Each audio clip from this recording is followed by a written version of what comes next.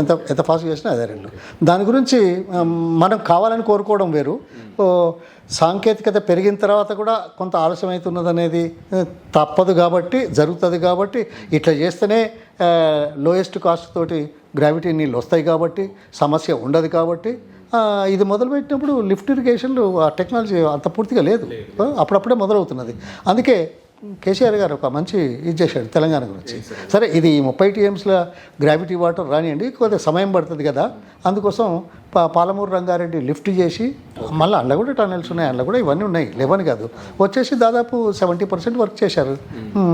నేను కాదంటలేను, కానీ ఇదేమో లిఫ్ట్ తోటి మళ్ళీ రిజర్వాయర్ల కెపాసిటీలు పెట్టి చేసే వరకు ఖర్చు ఎక్కువ ఉంటుంది, కానీ నీళ్ళైతే వస్తాయి.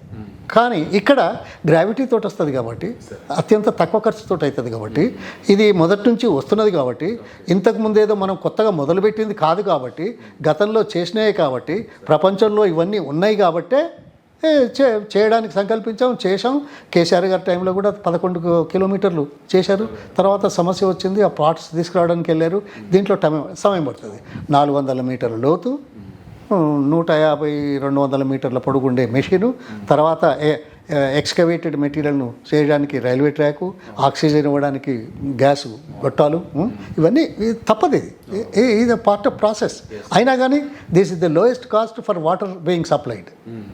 That is the idea. So ఇది కొనసాగించాలి.